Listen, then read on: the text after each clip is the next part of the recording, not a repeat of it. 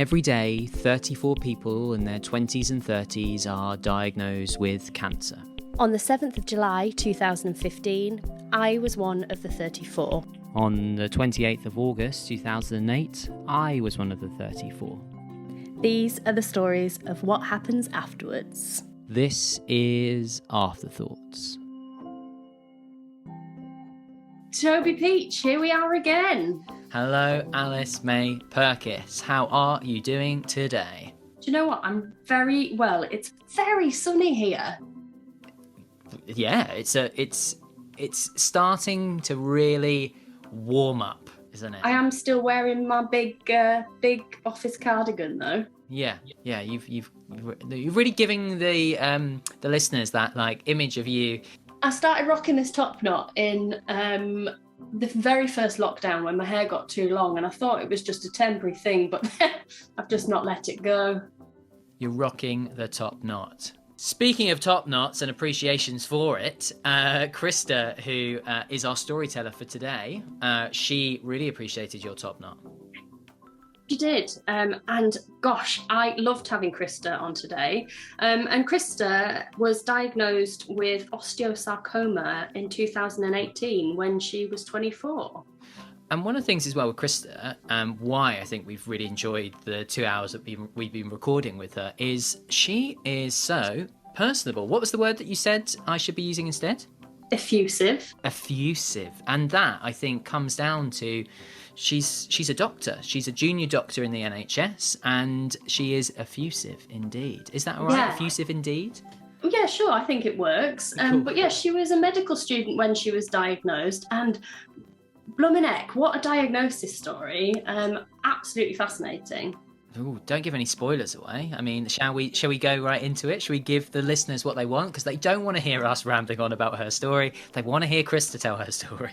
They want to get into the juicy details, so let's do it, shall we?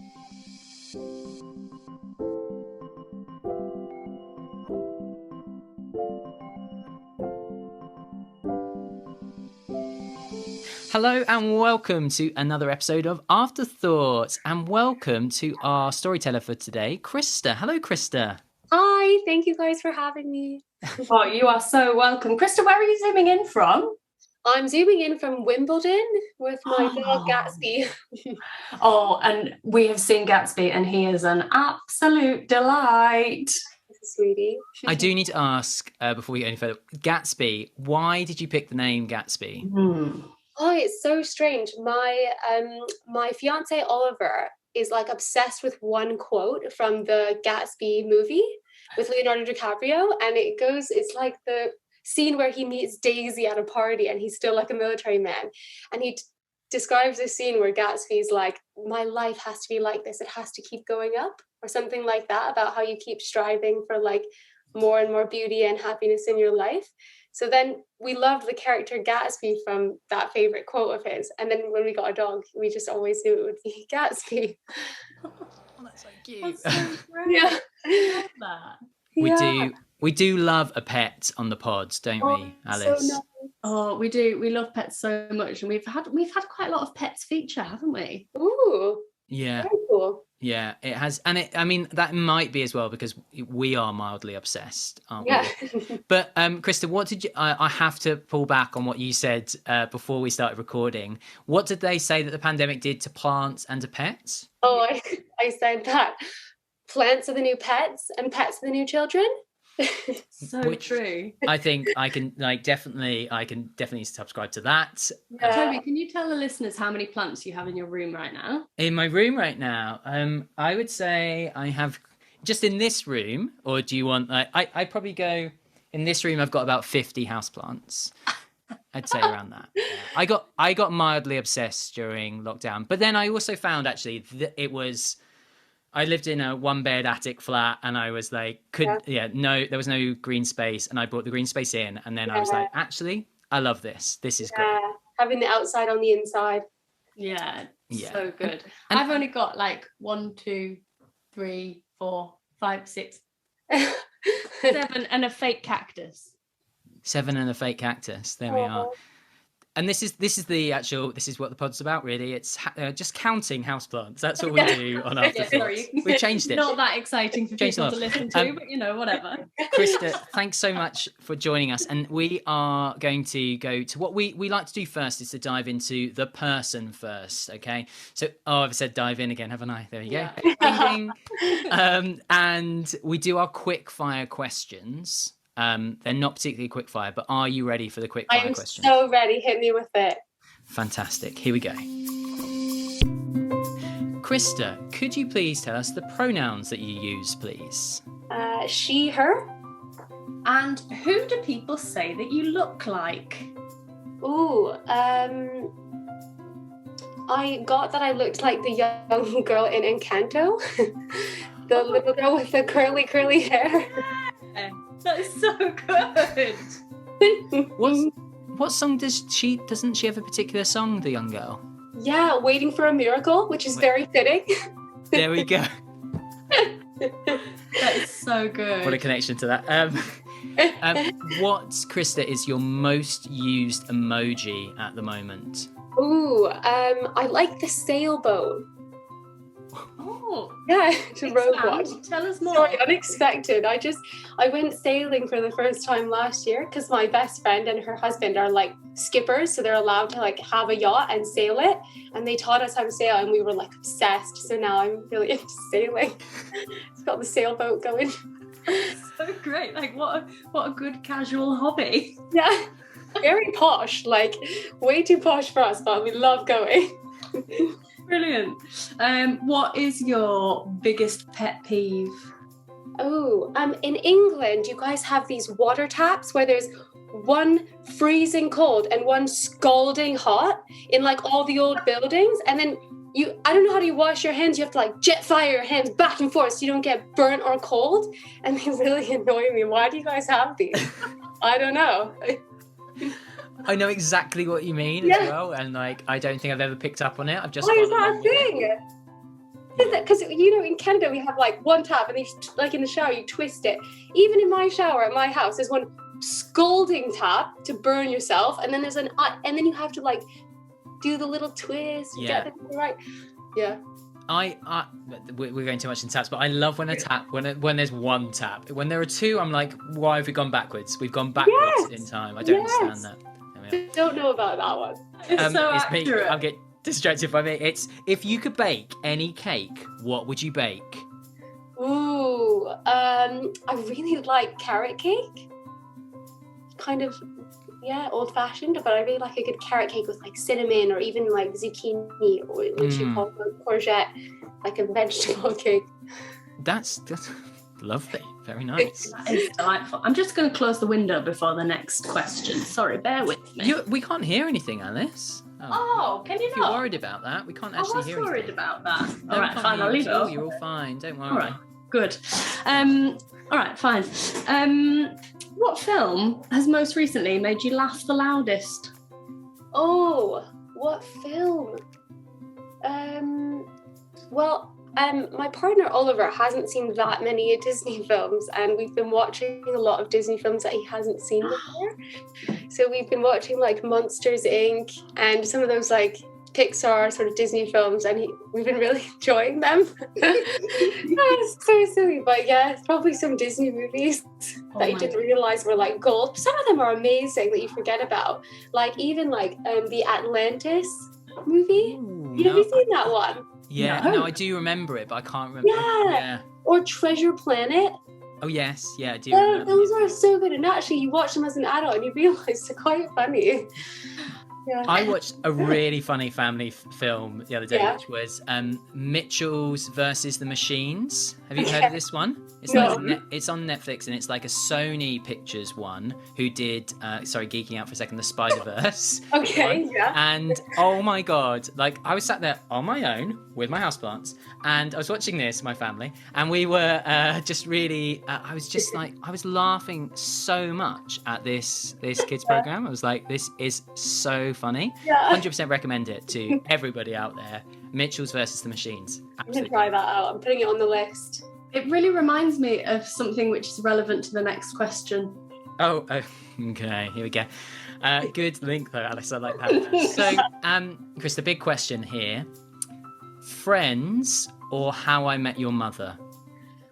Oh, this is a very political question, and I feel afraid to answer it because up until very recently, I'd never seen a single episode of Friends, which everyone gets like very upset about. I can see the rage forming inside, but now I have seen some episodes of Friends. I can say Friends. No, Krista! It's a travesty. I'm sorry. I'm a friend. Are you a Friends fan? People are really into it here. Do you know? I wouldn't say I'm not a like Friends. Like my sister-in-law is a Friends fanatic, right? Yeah. I wouldn't say I'm a Friends fanatic. I just really acknowledge that early seasons there's some fantastic writing in there, whilst Alice is totally against it. No, I'm not totally against it. I just think How I Met Your Mother is significantly better. Also good. And did you see there's a spin-off now, How I Met Your Father? Yes. Have you watched that? I haven't watched any of that yet. Yeah. But what I was going to say was there is a bit in How I Met Your Mother which is where Marshall decides that he wants to try and beat all of the like public transport and all of the transport in New York, and he tries to run somewhere, and one of the like he has like a theme song which is Marshall versus the Machine, which it reminded me. I do know that because when I was Googling to send clips of the cartoon Marshall versus the Machines, I had to go through lots of How I Met Your Mother things. There you go. But just to let you know, Alice, this will be completely edited out because I will not be having any more said about How I Met Your Mother. Fine. Great. Okay, it's my turn. So now that we know, can you give us a one-liner of what your cancer diagnosis was, please? Shocking. Oh. And the kind of technical, the actual diagnosis. What was it? What kind of cancer? Grade 2B osteoblastic osteosarcoma with local spread and equivocal lung staging. Ooh. And I think we should follow up that by saying how you say that so easy, like off the tongue, because could you tell us your profession as well? Yeah, I'm actually a not that new. I qualified last year as a doctor, so now I work as a junior doctor for the NHS.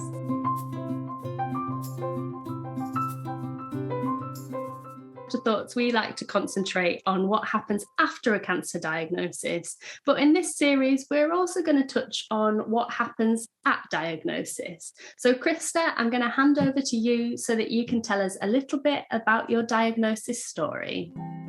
Okay, so it was 2018 and I'd started having a lot of pain in my left leg. And I'd gone to my GP quite a few times with like a leg swelling, which was diagnosed as like a hematoma or like just a bruise and a bit of bleeding in the leg. And I was a big athlete, so it kind of made sense. I played lacrosse and I thought it was just like a bruise from getting hit with a lacrosse stick. And then I went to Prague on a surgical internship. And while I was in Prague, operating on other people, my leg started to hurt quite a lot. And one of the surgeons found out that I was from Wimbledon, and it was his dream to go to Wimbledon and to watch Wimbledon tennis. And I had been complaining about my leg pain. And so almost like a bantery kind of joke, he said, I'll get you an MRI of your leg if you can get me Wimbledon tennis tickets. Because I know you live in Wimbledon and you can like enter the ballot. And I was like, right, yeah, let's do that. For sure, I will try and get you some tickets. I'll have an MRI, it'll be fine.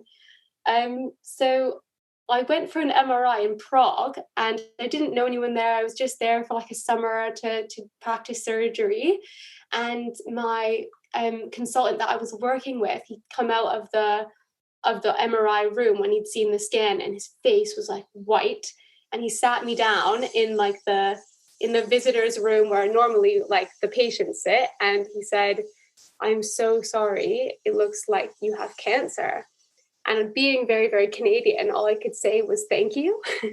Like, thank you for telling me, thank you for letting me have this MRI, thank you for being here. But then I was in Prague and nobody in the UK knew about it. And I was like by myself, and I'd been like having this wild adventure. And I had to figure out how to go back and then represent in the UK where I lived with this new kind of tumor. So I'd phoned, the first person I'd phoned was my best friend Josie. And I was like, oh my God, that big thing in my leg that we were joking about was a big bruise. It's actually a huge tumor. So I'm going to come home now. And she was like, I'll pick you up at the airport. And then the second people I called were the people at the medical school where I was a student, because it was also my local hospital. And I said, what do I need to do? Like, what process do I need to go through my GP? Do I go to A&E when I get back? Like, what do I have these scans on a hard drive now on a little USB stick from Prague. And I think I have bone cancer, but I don't know what's going on. And we need to do this. And then somehow it's all a blur. All these things kind of happened. And I was funneled through all these different specialties and different professionals in London. And within a couple of weeks, I had a diagnosis of osteosarcoma in my left femur.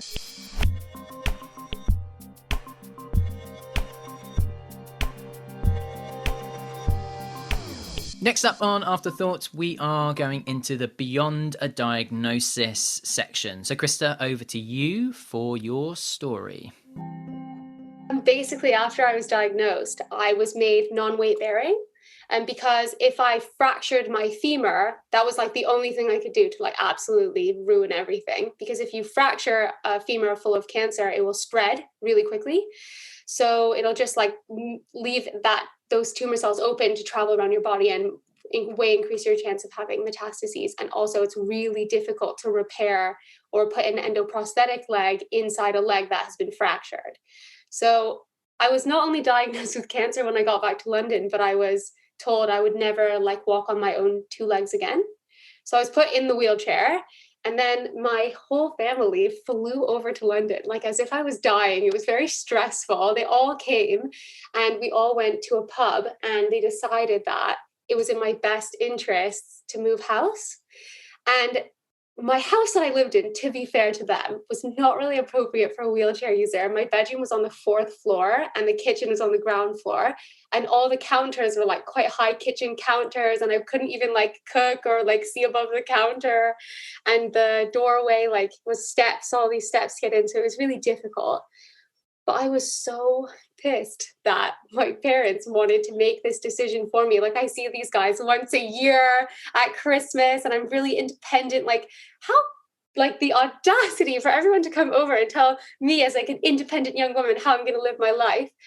And we were all meeting in a pub and having this chat over breakfast, and my brothers were there and everyone was there. And I remember being so annoyed that everyone was like making all these decisions for me after I felt like I'd had so much taken away.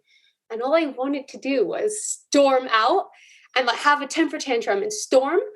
But when you're in a wheelchair and you're like newly in a wheelchair, you don't really know how to storm out because you're like on this little wheelchair. And the pub had like a ramp that the employees would have to go and put out for you so you could get in and out. So I couldn't like make a quick exit or like flip my hair and like wheel off quickly because there were all these steps in the way.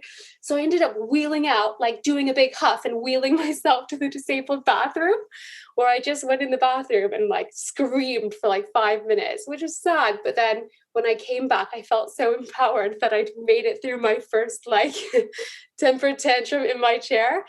And my mom always says like years later that she didn't know if I was going to make it through the mental like trauma of the experience until I had that temper tantrum.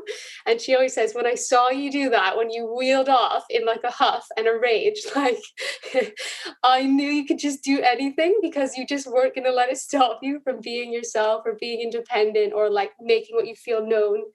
So yeah, that's what I remember most after I was diagnosed, is just those moments where sort of you lose all what you feel like you can control. And especially when you go from being like fully able to being in a wheelchair, that was really hard. And you get so much of your independence taken away. Like I had to quit school because I was too immunocompromised to work as a medical student in the hospital. And I had to move house and I couldn't do any sports. I couldn't run. I mean, I couldn't even walk. So it was just like everything felt like it was being taken away. But I was like, no, I'm going to make all my own decisions. No one else gets to decide anything else.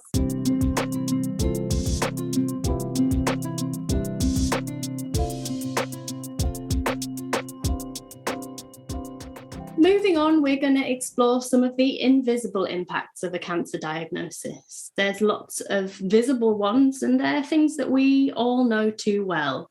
But this section aims to unpick some of the more invisible impacts. So over to Krista.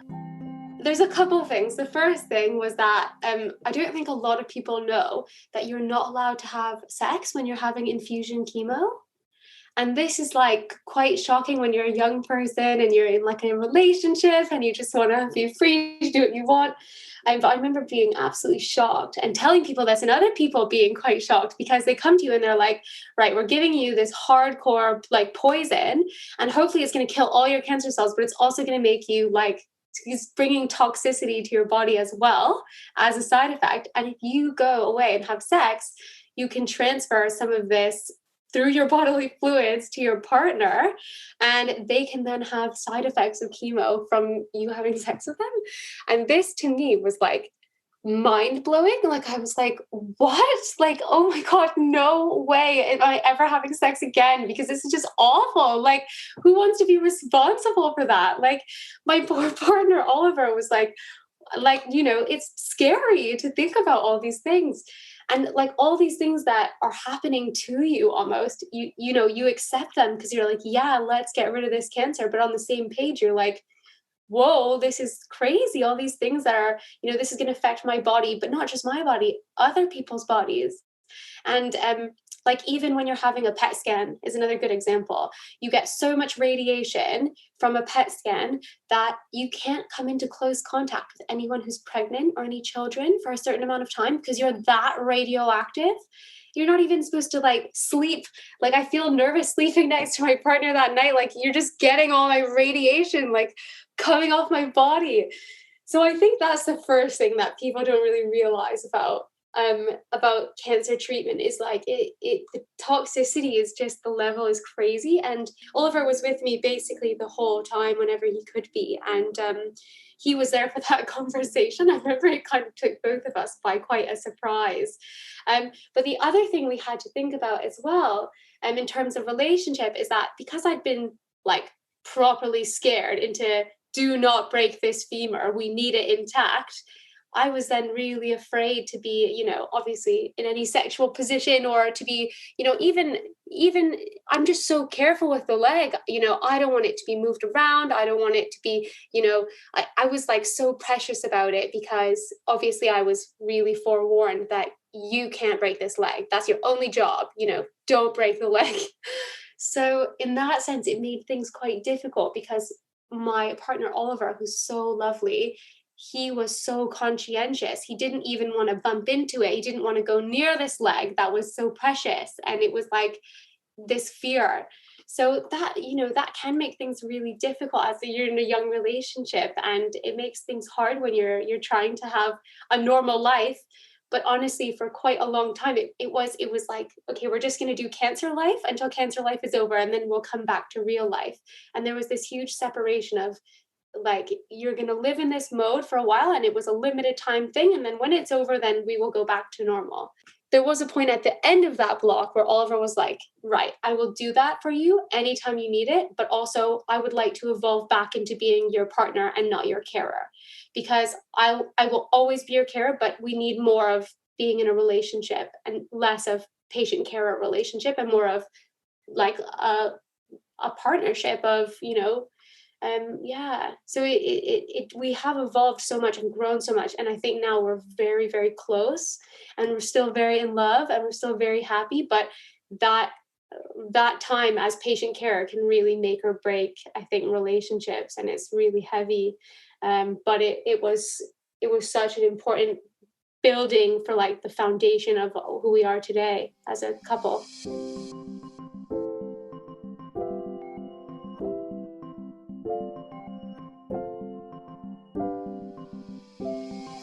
Now it's time for the Those Around Us section. This is an opportunity for us to tell the story of somebody else that went through that experience with you. So Krista, over to you. I was taught this structure for thinking about support and relationships when I first was diagnosed that I found invaluable. Theory goes that if you're diagnosed with cancer, if you have, a traumatic event or anything, you become the center of the circle. You're the point in the middle. And then you have rings of support around you. So my first circle was Oliver, and he supported me and was with me all the time. Then you have a wider circle around, which is like your next group of like close friends, or some people it's like their parents or their family members. And those are the people you see often as well, but not every day, that support you. Probably my second circle was my best friend, Josie, because when Oliver needed support and he was upset, the first person he could also go to was Josie. She was like amazing because we had been running buddies and we ran together like every night. And then obviously I found out I wouldn't be able to run ever again when I got diagnosed, because you're not allowed to run on an endoprosthetic leg. And when I first got diagnosed, the first person I called, before Oliver, before my parents, before anyone, was Josie. I called her from Prague. I'm sat there with all these nurses that only speak Czech. No one knows what to say to me. And I called Josie and I told her, and the first thing she said was, get on a plane, and when you get to the other side, I'll be there to pick you up. And she has picked me up so many times since that day, like coming to the hospital and, like bringing me food, folding my laundry, like just doing ridiculous stuff. One time I really wanted to take my wheelchair on the tube home from chemo, and I wasn't really supposed to go on the tube, but she wheeled me onto the escalator and propped my wheelchair. I was like so reckless, but we felt like really cool doing it. And in another way, like if I was having a hard time and I was really emotionally exhausted or like mentally struggling, if Oliver felt that he had watered me all he could and he was running out of the energy to water me, he would then go to Josie and be like, can you come over and talk to Krista because she's really upset, and I think you'll make her feel better, and I'm out of energy and I've given her all I can today, and like, she's still really sad, I don't know what to do. She would come.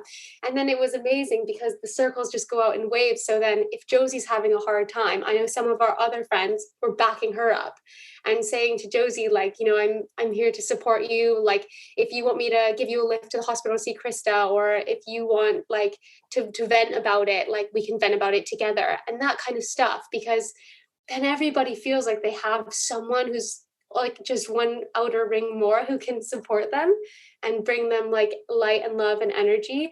And then you always have someone that you can dump outwards to and just complain to when you're having a rough time. Because like I said at the beginning, it doesn't just affect me. Like Oliver had a really hard time processing mentally everything that happened to us. And so did Josie. And so did some of our other friends and family. And those people all need an outlet to go to be able to kind of dump out and express themselves to and stuff. Coming up next is lost conversations, because we're talking about cancer more, but there are parts that are still a taboo, and there's parts that we're not talking about so much. So over to Krista to tell us what those lost conversations are.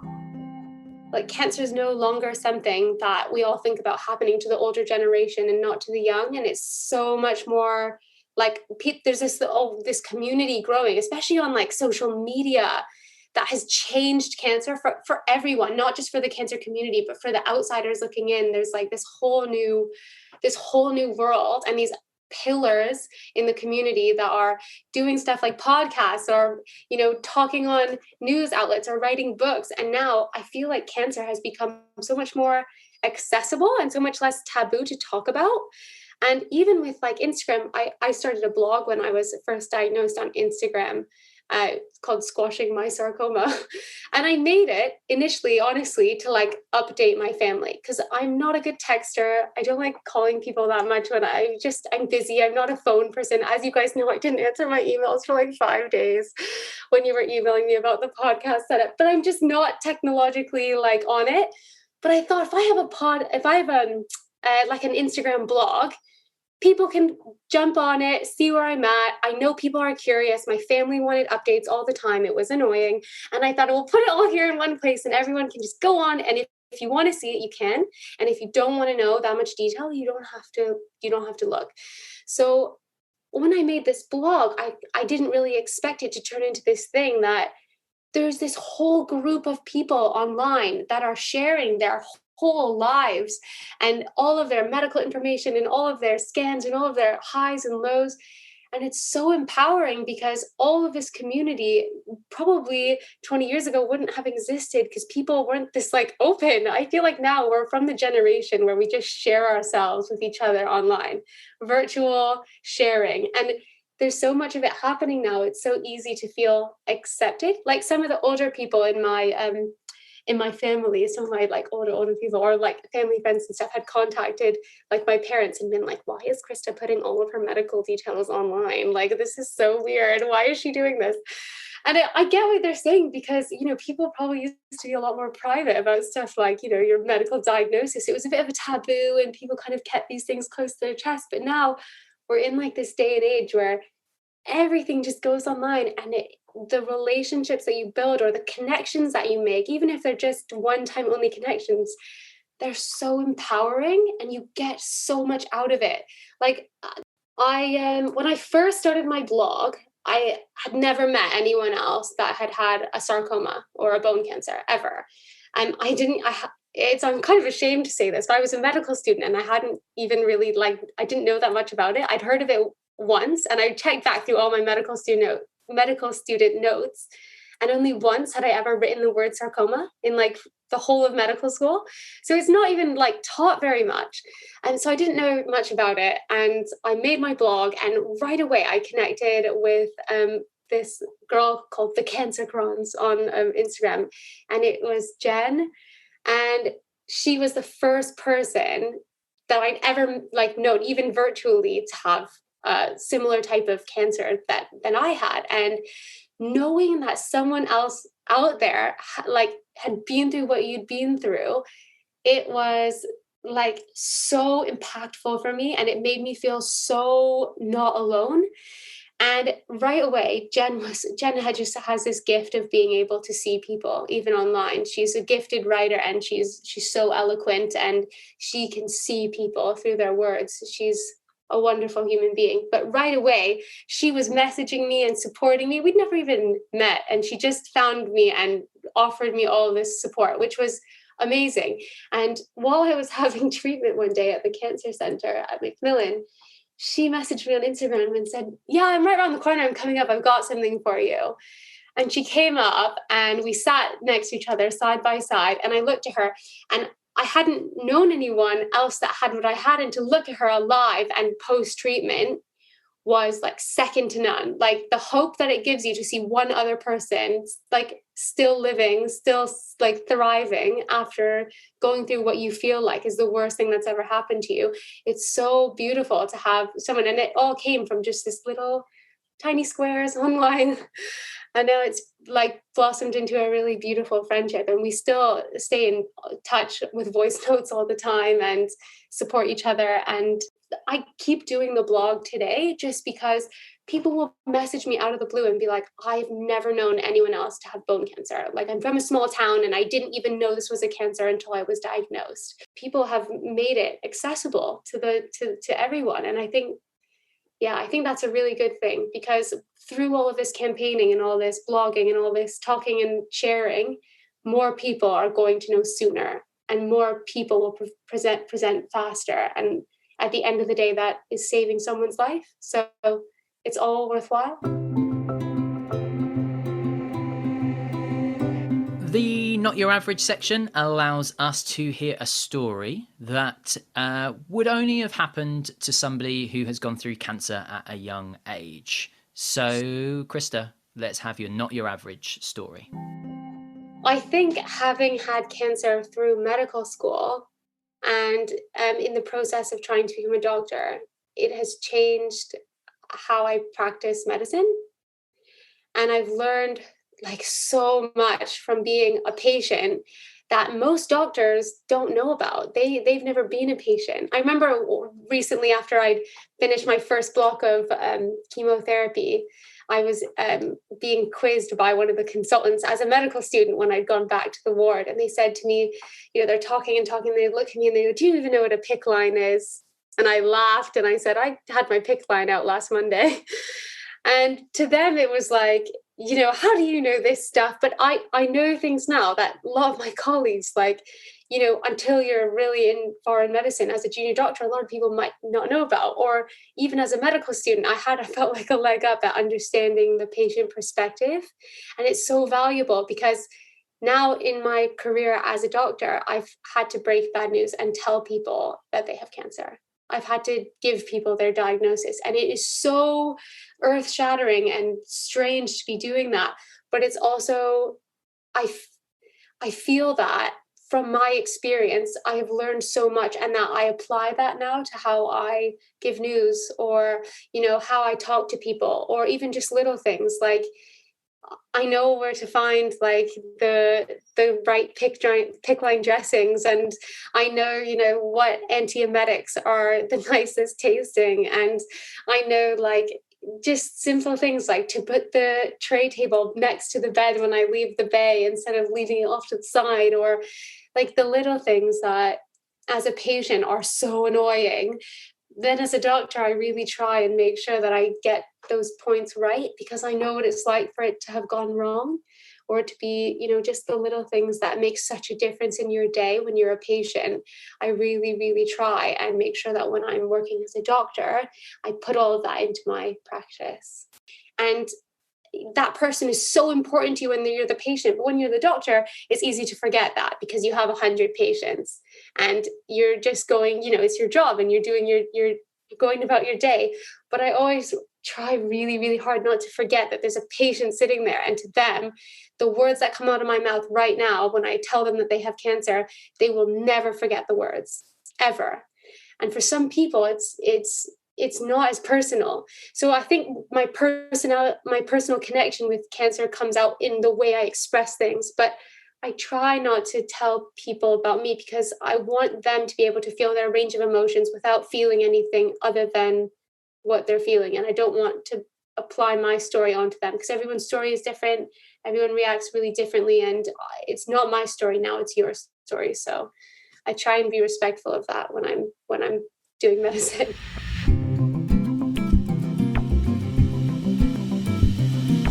So as ever on Afterthoughts, we like to finish with a little bit of levity because, believe it or not, cancer can be funny. Krista, we would love to hear your don't laugh story to finish off this episode of Afterthoughts. Okay, so obviously when you have certain types of infusion chemotherapy, you lose your hair. But you don't just lose the hair on your head, you lose the hair over your whole body. So you lose like your leg hair, your arm hair, all the hairs that you had, like all the hairs are gone from your body. And the most annoying hairs to lose are definitely your nose hairs. Because when you've lost your nose hairs, when you are in the winter and you're sniffling up your like snot, it has nowhere to stay. And that's important to know for my story because I had a friend come over to my house after I was having treatment, and she wasn't a super close friend, but we knew each other from medical school, and she'd come over to like show me her new phone, and we were hanging out and we were like chatting and gossiping, and she was like, yeah, look, I just got this brand new phone, it's so lovely, and she shows it to me and I'm holding it. She's like, look, I'll show you how good the pictures are. And I'm looking at her pictures and I look down, and because there was no nose hairs in my nose, like a year's worth of snot fell out of my nose onto her brand new phone. It was absolutely mortifying because you look down and the snot just drops out of you and you have no control over it. It's so embarrassing. And that was not the only time that happened. Like, you'll be cooking and you lean forward over your pot and then oh, that's disgusting. and people just think you're horrific and gross, but like you really have no control over it. And I guarantee everyone who's lost their nose hairs will feel this struggle. I've never Did that not thought happen? about this. About like we've I think we have spoken about hair loss on the pod before, but I don't think we've ever spoken about losing your nose hairs. You've never heard this? Did you have this issue? Person? I'm now like thinking. I'm like, oh, maybe I would have lost my nose hairs. I just can't think. I can't think of losing my nose hairs. I was So weird. very You look up snotty. your nose and it's just, there's no hair there. Yeah. Wow. I don't think I had like a snot dribble incident in quite such a dramatic fashion, but I was very snotty during chemo. I also have like allergies, so maybe that makes it worse. I get like seasonal allergies, and normally when you're like a bit sniffly and you just, you're in the background, which is obviously an annoying habit anyway. But then it was so awkward because it would just drip out of me all the time. You're just like a faucet running. You feel so gross, and it always stuff like that always happens at like the worst time. Like all these like chemo side effects, they just hit you out of like. All of a sudden, I need to go to the bathroom now. Yeah. Not in 10 minutes, not in 20 minutes. I need to go now. Stuff like that happens when you're like on a train or in an interview or like doing something important. Did you get chemo burps? Oh, no, I don't think I did get chemo burps. I mean, also chemo farts are the most toxic farts known to man. But I got really bad chemo burps as well. And they would just like erupt at the most inopportune moments, and I just like they were like the biggest burps you've ever heard in your life, and like they would happen when I'd just be like walking down the street and I wouldn't be able to do anything about it, and I'd just be like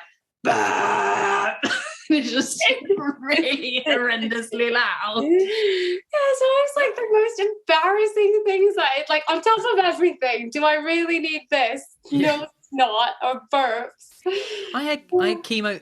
I mean, mine wasn't as bad because I had chemo hiccups. Like I used to get really bad hiccups. Oh, how polite of you! I know, so nice. I'll just hold these in, and it just used to go on for like hours. It was really actually not a nice thing. So there we are, and that's a great way. That's a great way to end the don't laugh section, isn't it? It was a very difficult thing for me. Thank you so much. Oh, your chemo hiccups were an inconvenience. Sorry about that. But I say what this section has really made me appreciate. I've never thought about appreciating my nose hairs. Thank the Lord that they are there right now. Thank goodness.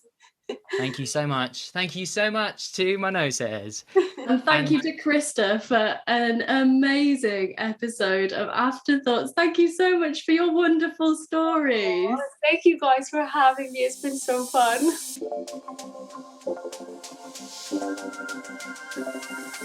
That was Krista and Krista's stories. Krista, honestly, I think I could listen to her all day. One of my favourite parts about this was the bit where she said, being classically Canadian, when that guy told me that I'd got cancer, I just said thank you. I loved that bit so much. And actually, one of the stories that didn't make the cut after the diagnosis story was about the fact that the doctor, the one who did the MRI in exchange for Wimbledon tickets, as you asked the question, did he get to see Wimbledon? And Krista was telling us that a couple of years later, she got some tickets through the Make-A-Wish. She offered them out to him, and because of COVID, he wasn't able to take them up. Like, bloody COVID ruining everything. Bloody COVID ruining everything. I definitely think that Wimbledon, well, I think that they should follow up and honour that, because he changed Krista's life on the promise of some Wimbledon tickets, and I think he deserves those Wimbledon tickets. Mm-hmm. And I mean, preach it, sister. That's what you just did there. The Wimbledon team do listen to Afterthoughts, so we're probably onto a winner there. Yeah. Alice, tell me, please, your afterthoughts on today's episode. My afterthoughts on today's episode of Afterthoughts are about... There's so much to choose from, but my main afterthought on today's episode of Afterthoughts, and I think I'd be surprised if this isn't your afterthought on today's episode of Afterthoughts, is about the circles. I love the circles. I thought it was really interesting, and I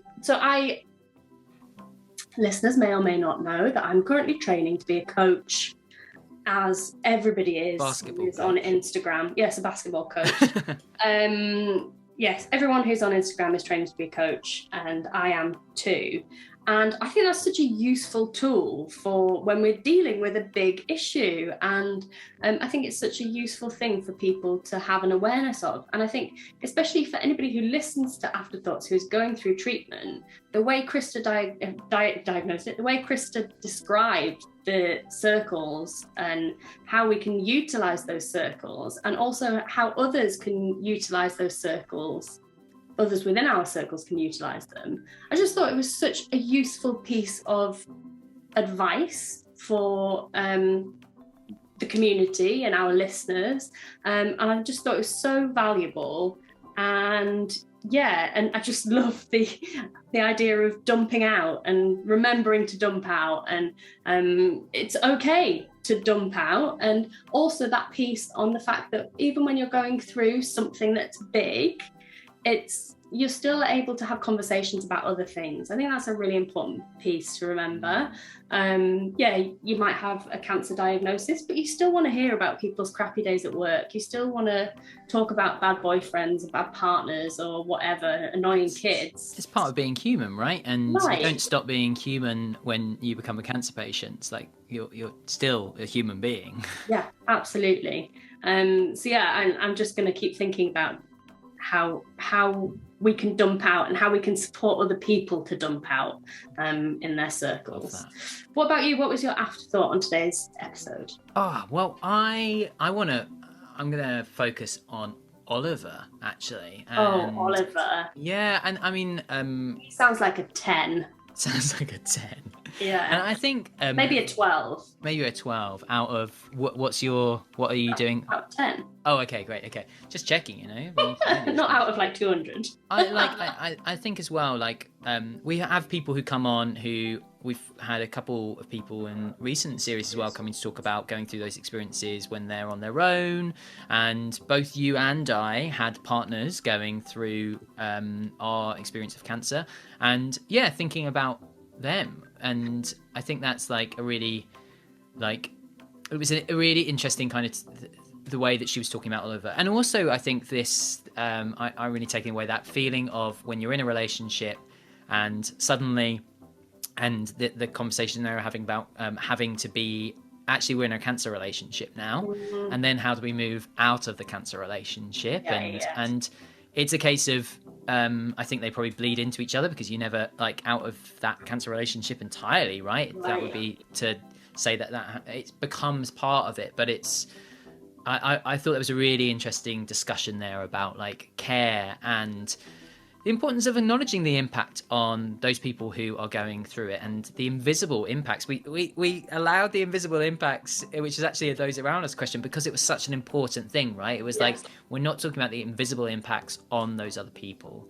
And I just thought that was so beautifully put through the kind of the story of Oliver as well. Yeah, absolutely.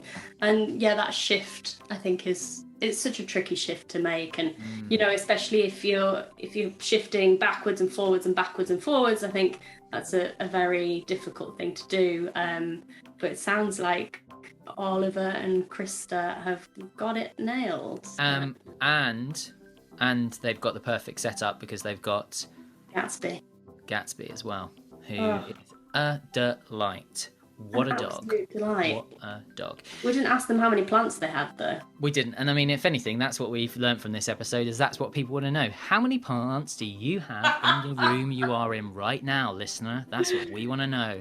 Send Please it to tweet us on a tweet, in an Instagram post, or however you would like to, you know, because that's what we're interested in. Yeah. And that will probably be the last episode of Afterthoughts, because I'm setting up a new podcast, which is just that, where I talk about houseplants and how many you've got. And that seems like a great place to end this episode. Yes, indeed. Thank you so much for listening to Afterthoughts. It's been a delight as always, and we'll be back in your ears before you can say lickety split. Yeah.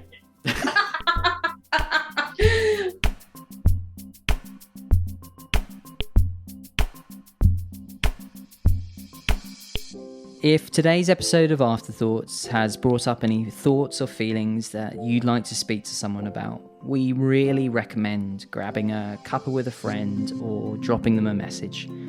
There are tons of charities out there who can help you if you've been through cancer and need a bit of extra psychological support. AfterThoughts is supported by Trekstock and Alike. If you've been diagnosed with cancer in your 20s or your 30s, whatever type, whatever stage, Trekstock will help get you moving, get connected, and create the life you want beyond your diagnosis. Alike is a game-changing peer support platform because living with cancer can be lonely. Speaking to others who've been there, done that, and worn the unflattering hospital gown makes all the difference. Alike is powered by friendship.